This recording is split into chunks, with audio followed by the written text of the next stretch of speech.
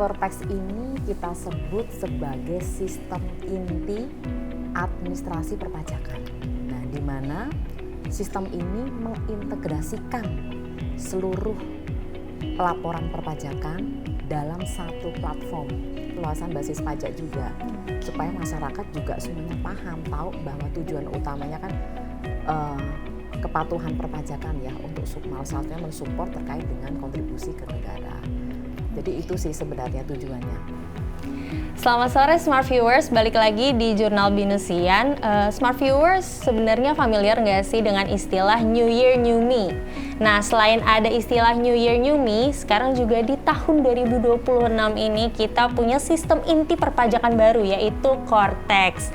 Nah, untuk itu kita sudah mendatangkan Head of Taxation Program Ibu Levana Dia Prawati nih untuk ngobrol-ngobrol langsung terkait gimana sih cara penggunaan Cortex, karena pastinya sekarang masyarakat masih kebingungan nih gimana sih untuk start melakukan laporan pajak melalui Cortex ini. Oke, selamat sore Ibu Levana. Oke, selamat sore Kak. Terima kasih sudah menyempatkan waktunya nih untuk hadir hari ini untuk ngobrol-ngobrol terkait Cortex nih Bu. Dengan senang hati hadir di Binus TV. Nah, untuk yang pertama nih Bu, pengen tanya sebenarnya ini jadi awal dari inti pertanyaan semuanya nih. Kira-kira secara sederhana, apa itu Cortex DJP dan apa perbedaan paling signifikan yang dirasakan wajib pajak dibanding dengan sistem pelaporan sebelumnya nih Bu? Oke, jadi sebelumnya saya akan info nih secara ringkas supaya smart viewers ya itu tidak asing lagi dengan Cortex. Jadi Cortex ini kita sebut sebagai sistem inti administrasi perpajakan. Nah, di mana sistem ini mengintegrasikan seluruh pelaporan perpajakan dalam satu platform. Nah, kenapa? Karena sebelumnya banyak aplikasi dalam perpajakan itu bermacam-macam. Nah, mungkin kita akan, kalau wajib pajak dan ya mengenal namanya e-billing, dulu ada e-faktur, ISPT, PPh pasal 21, e-bupot, wah macam-macam. Nah, dengan adanya Cortex itu mengintegrasikan dalam satu platform. Nah, apa yang jadi pembeda dari sistem sebelumnya? Nah, yang pertama karena integrasi data itu semakin cepat dan mengurangi istilahnya ada salah lapor, mengurangi istilahnya double submitted ini karena semua terintegrasi. Jadi itu yang pertama. Yang kedua, salah satunya itu lebih meringkas, mengefisiensikan terkait dengan pelaporan pajak karena satu wajib pajak mempunyai satu akun dalam satu sistem, dalam satu semua kepatuhan perpajakan jadi satu platform itu dengan Cortex. Nah, perbedaan dengan sebelumnya pastinya dengan adanya berbagai macam platform ya, dulu ada berbagai e-filing, kemudian ada e-bupot dan e-faktur lah macam-macam. Nah, dengan adanya kan sangat membantu efisiensi ya. Nah, yang berikutnya ini data pre-populated, artinya kalau dalam perpajakan itu dengan adanya Cortex, data-data yang sudah terekam menjadi satu pintu dan nantinya wajib pajak tinggal untuk verifikasi saja, tidak perlu repot untuk mencari data perpajakan untuk dilaporkan dengan adanya Cortex ini. Jadi lebih mudah ini Kak, begitu. Oke, ya. Jadi sebenarnya sebutan lebih mudah adalah karena sekarang sudah melalui satu pintu aja ya Bu. Iya benar. Tidak dipersulit dengan banyaknya aplikasi. Aplikasi ya, seperti itu. Oke, baiklah Bu. Nah, kalau tadi pinginnya untuk mempermudah. Kalau gitu sebenarnya masalah apa sih yang sebenarnya pengen diselesain nih sama pemerintah lewat Cortex Bu? Dan apakah lebih pada efisiensi administrasi, pengawasan kepatuhan, atau perluasan basis pajak? Nah, sebenarnya banyak faktor ini Mbak. Karena kenapa? Yang pertama pastinya itu harapannya mempermudah kewajiban perpajakan. Tujuannya pemerintah kan wajib pajak itu sudah memberi kontribusi kepada negara melalui pajak. Tugas utama pemerintah yaitu mempermudah pelaporan. Pastinya itu yang pertama. Nah, di balik ini juga pastinya dengan mempermudah pelaporan itu harus membuat satu sistem yang satu pintu, yang lebih mudah. Itu satu. Pastinya administrasi perpajakan bisa efisiensi. Nah, dibandingkan sistem manual. Nah, yang berikutnya benar salah satunya itu memperluas basis pajak. Tujuannya apa? Itu mensupport kepatuhan wajib pajak. Kenapa harus memperluas basis pajak? Nah, Indonesia dan hampir semua negara itu masih menggantungkan dari pajak. Supaya tax ratio Indonesia semakin meningkat. Harapannya dengan tax ratio meningkat, kita bisa nih punya kekuatan finansial yang mumpuni. Seperti negara-negara maju yang lainnya, perlunya perluasan basis pajak juga. Supaya masyarakat juga semuanya paham, tahu bahwa tujuan utamanya kan kepatuhan perpajakan ya, untuk salah satunya mensupport terkait dengan kontribusi ke negara. Jadi itu sih sebenarnya tujuannya. Berarti tujuannya dalam melalui satu pintu ini jadi terselesaikan semua ya Bu sebenarnya. Ya harapannya seperti itu ya. Oke. Pastinya ada tantangan-tantangan ya di balik itu ya gitu. Karena dalam satu sistem berdiri itu kan pasti banyak tantangan dan pastinya akan banyak apa ya perbaikan-perbaikan supaya optimal bisa termanfaatkan. Betul. Harapannya semua itu dapat terselesaikan.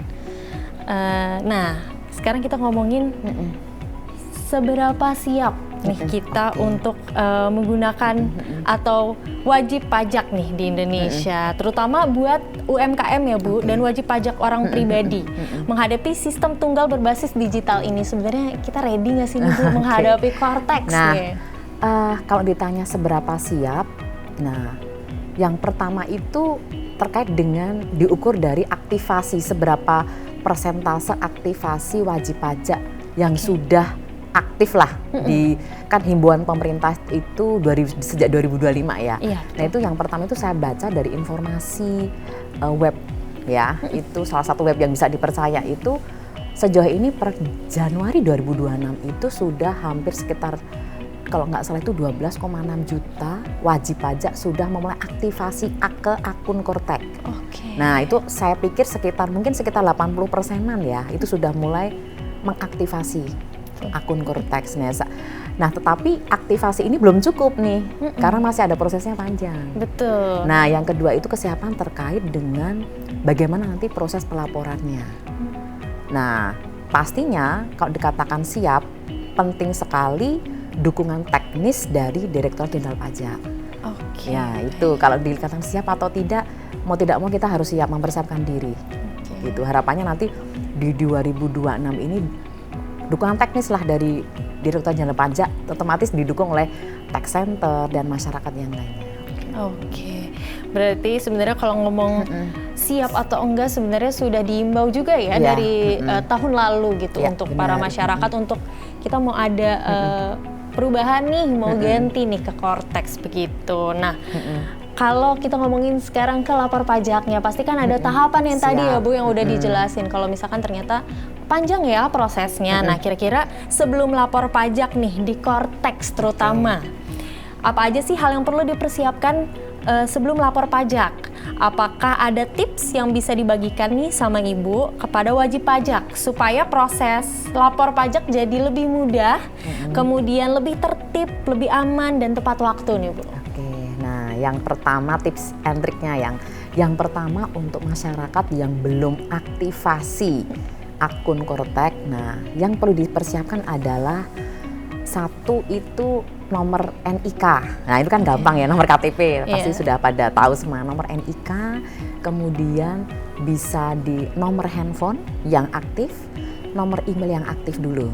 Nah, jika ketika aktivasi ada kendala, bisa jadi data itu kita masih menggunakan data baru yang belum terintegrasi. Langsung menghubungi KPP setempat untuk integrasi data baru, perubahan email, nomor handphone. Nah, karena nanti notifikasi dari situ. Nah, itu yang pertama, aktivasi dulu.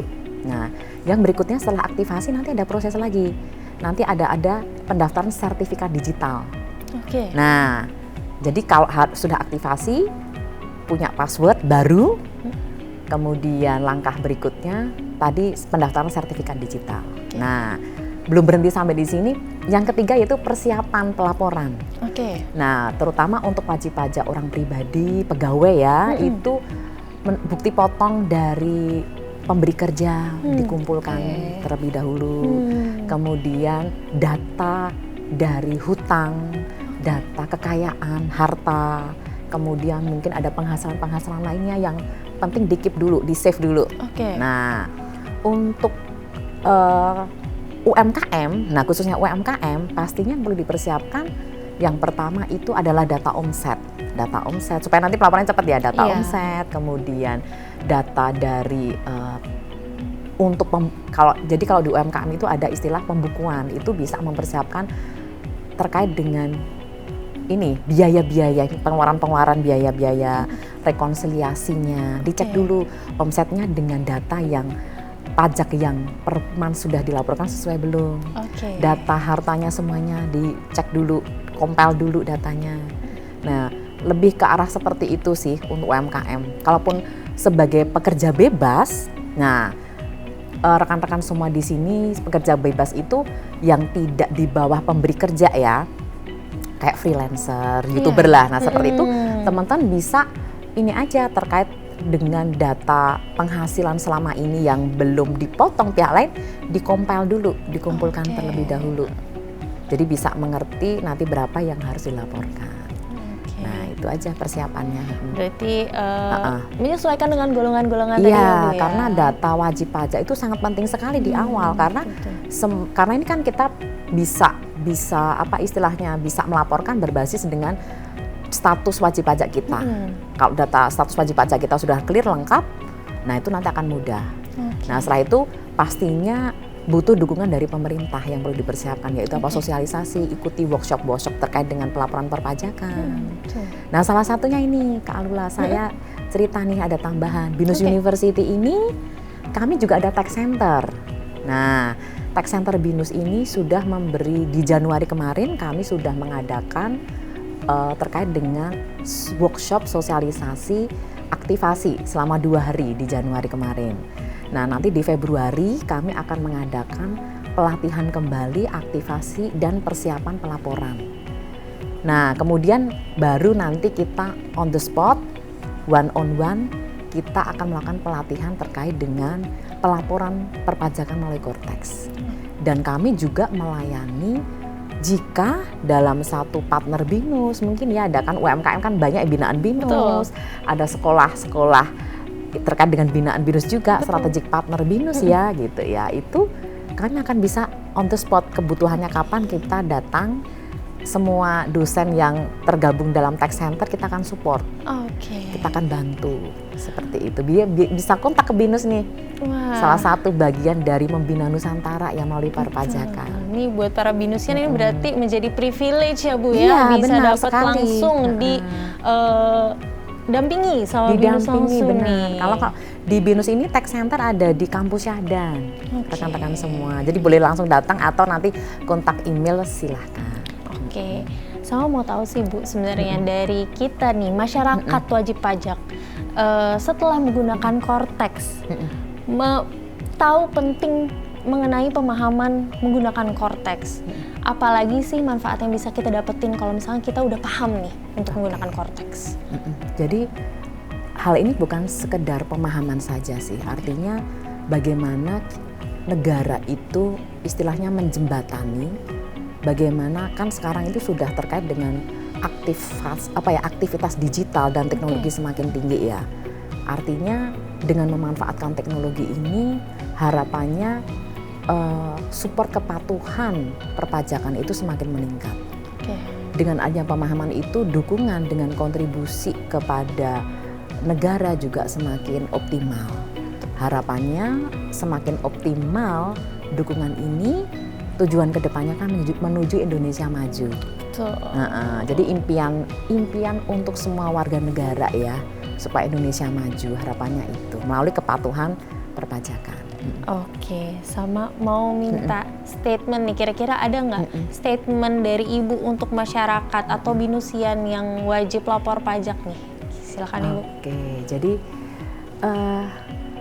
Cortex ini bukan sekedar modernisasi administrasi perpajakan, namun lebih ke arah fondasi transformasi bagaimana hubungan antara negara dan wajib pajak supaya menuju sistem yang adil, sistem yang jujur, sistem yang terintegrasi, dan pastinya terus berkesinambungan menuju Indonesia maju. Harapannya seperti itu.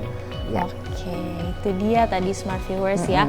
Terutama buat Binusian nih, kita sudah dapat privilege kalau misalkan butuh bantuan untuk menggunakan Cortex bisa langsung ke Taxation Center. Ya. Kemudian tujuannya adalah untuk mencapai Indonesia emas di tahun 2045, betul ya Bu? Benar Indonesia yang sekali. maju begitu.